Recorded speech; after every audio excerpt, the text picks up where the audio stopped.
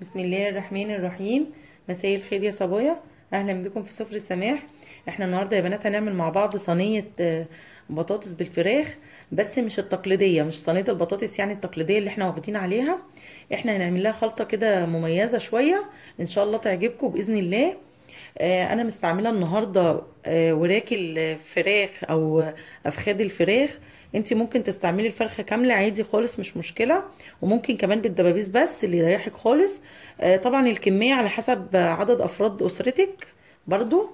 آه، معانا كمان دي الفراخ، ومعانا صينيه البطاطس.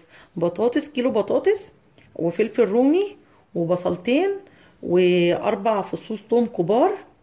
ده بالنسبة لصينية البطاطس. طيب احنا هنعمل التتبيلة بقى. عايزين ايه للتتبيلة اللي احنا هندبل بيها الفراخ دي وتكون جديدة؟ عايزين 2 علبة زبادي كده، اي نوع بقى اللي يريحك، الزبادي الابيض العادي.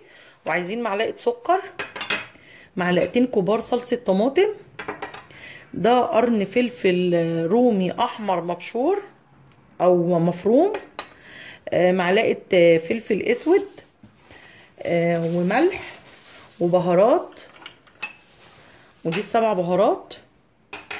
ومعانا كمان نص معلقة زنجبيل، ولو عندك فريش ممكن تاخدي بشرة. ومعانا هناخد معلقتين خل، ومعانا نص فنجان زيت. طيب احنا دلوقتي هنعمل ايه؟ احنا هنجيب البولة اللي فيها الزبادي دي، وهنضيف عليها كل الحاجات. هنضيف عليها الاول الفلفل الاحمر ده، على فكرة بيديها طعم وريحة مميزة جدا. مش مهم يكون الوان، على فكرة في السوق احمر رومي. وهنحط معلقتين صلصة الطماطم كده،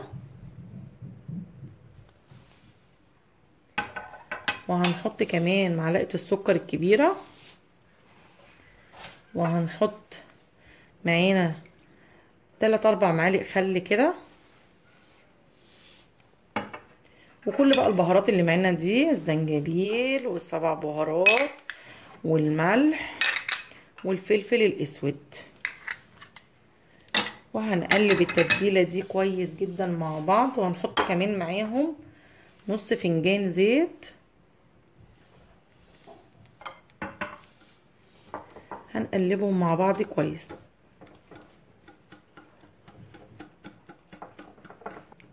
اهي يا بنات التتبيله اهي بالمنظر ده كده.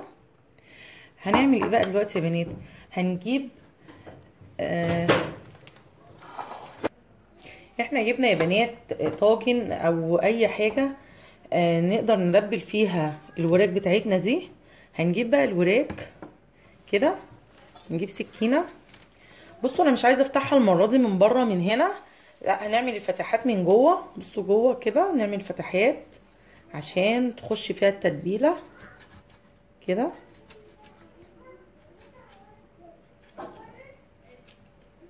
كده. وهنبتدي ناخد جزء من التتبيله اللي معانا دي، عشان هنسيب جزء للبطاطس. وهندبل كويس جدا الفراخ بتاعتنا كده.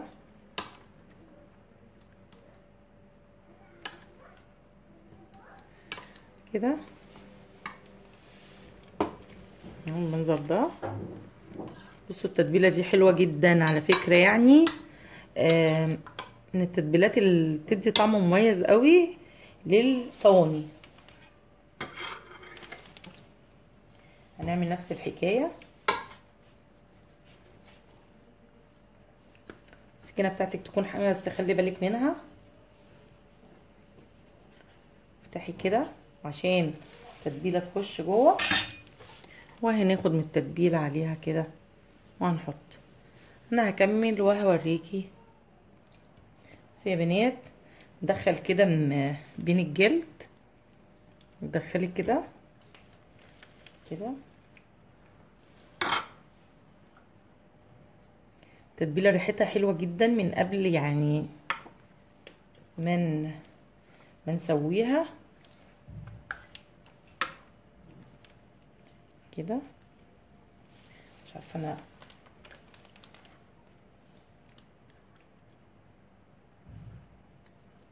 كده يا بنات. بس احنا نتأكد بقى ان كل الفراخ اللي عندنا متتبلة كده. هنعمل بقى يا بنات، هنسيب الفراخ دي.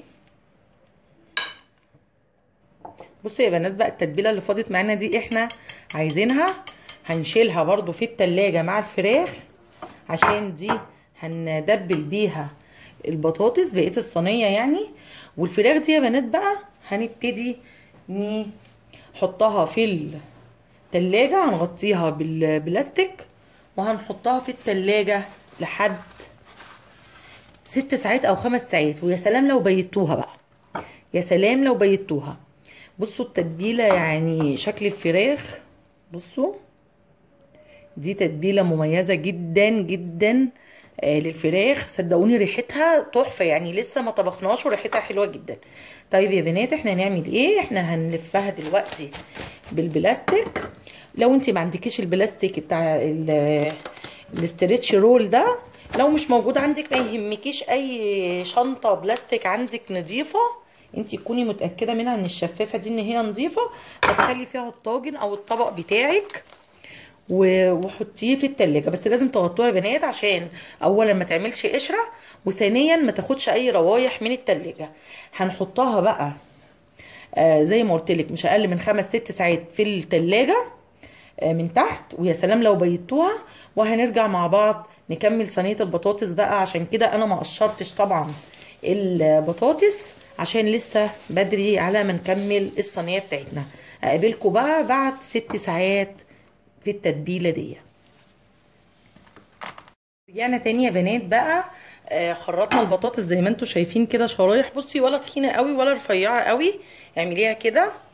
وطبعا معانا اهو التتبيله اللي احنا فايضه مننا، غطيناها كده بالبلاستيك وشلناها في التلاجة مع الفراخ. وكمان معانا بقى ايه، شرايح البصله قطعناها شرايح كده، وكمان الفلفل قطعناه برضو كده مدور زي البطاطس بالظبط، وشرايح الثوم. هنعمل ايه بقى دلوقتي يا بنات؟ هنحط البصل، هندبل بقى البطاطس ببقيه التتبيله اللي معانا دي، والثوم والفلفل كده،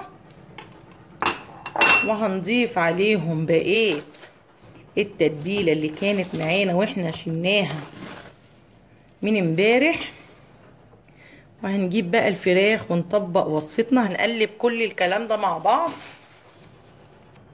اهو يا بنات. احنا قلبنا كل الخلطه اهي، كلها اختلطت بالبطاطس والفلفل والثوم والبصل.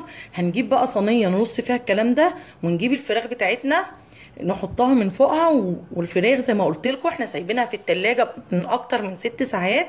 انا هجيب صينيه بقى افضي فيها الحاجات دي اللي احنا هندخلها الفرن بالفراخ والبطاطس اهو يا بنات. انا حطيتها في صينيه.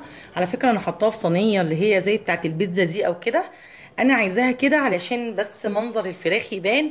انما انت ممكن تعمليها في اي طاجن عندك او صينيه عادي.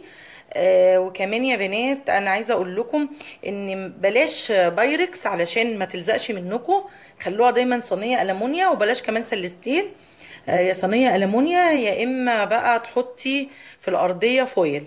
انا دلوقتي هنجيب الفراخ اهي يا بنات. الفراخ بصوا بقى شربت من التتبيله لما قالت يا بس، يعني هتبقى طعمها تحفه. واحنا بقى يعني انتوا عارفين ان احنا كنا عاملينها من جوه. بصوا يعني هي باين عليها. هنجيبها بقى ونصها فوق الصينيه كده كده، نصها بقى كده.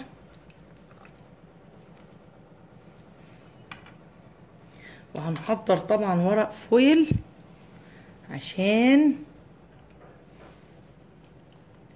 هنحط فيه الفراخ. هنغطي بيه الفراخ بقى وندخلها الفرن. صدقوني الصينيه هيبقى شكلها حلو جدا معاكم. اهي يا بنات بقى شكل الصينيه. بصوا هي من قبل ما تستوي تحفه. احنا بقى هنغطيها، الفرن يكون حامي جدا. هنحطها على الارضيه وبعد كده يا بنات هنرفعها على الشبكة بعد ما نشيل من عليها الفويل. لما نحس ان الفراخ استوت هنجسها طبعا بسكينة رفيعة خالص، هنجس الفراخ. ولما نحس ان هي استوت هنشيل من عليها ورق الفويل ونعرضها للشواية علشان الفراخ من فوق تاخد لون. بس كده، ونرجع بقى مع بعض بعد ما ندخلها الفرن ونشوف شكل فراخنا بقت ايه. يا بنات الفراخ، صينية البطاطس بالفراخ بعد ما خرجت، شايفين جمالها؟ يعني الصراحة حلوة جدا، ريحتها تحفة تحفة. يا ريتكم والله كنتوا معايا وتشموا ريحتها وتدوقوها، حلوة جدا والله. تغيير. بصوا ما فيهاش طماطم كتير خالص، احنا ما حطيناش اصلا طماطم خالص فيها. وشوفوا برضو لونها محمر وحلوة ازاي، جميلة جدا. شايفين؟ شايفين جمالها؟ شايفين التفاصيل من جوه؟ حلوة جدا جدا. صينية بطاطس بقى بالفراخ رائعة بجد، حلوة. اتمنى ان انتوا تجربوها. بصوا يا بنات، ممكن تعملوها بالفراخ كاملة زي ما قلت لكم، ممكن بالدبابيس بس اللي يريحك. انا عاملاها النهاردة بالوراك. ودي كانت وصفتي لصينية البطاطس بالفراخ بطريقة جديدة وبخلطة جديدة. نغير، مش على طول يعني نفس الحكاية، صلصة طماطم وكده. بصوا شكلها تحفة رائعة. طبعا دي مع رز ابيض وفي عزومة ملهاش حل يعني. انت عملتي صينيتين زي دول في عزومة، خلاص كفاية يعني. ودي كانت وصفتي لصينية البطاطس المختلفة النهاردة. يا رب تكون عجبتكم، ولو عجبتكم يا ريت تعملوا لي لايك وشير واشتراك في القناة.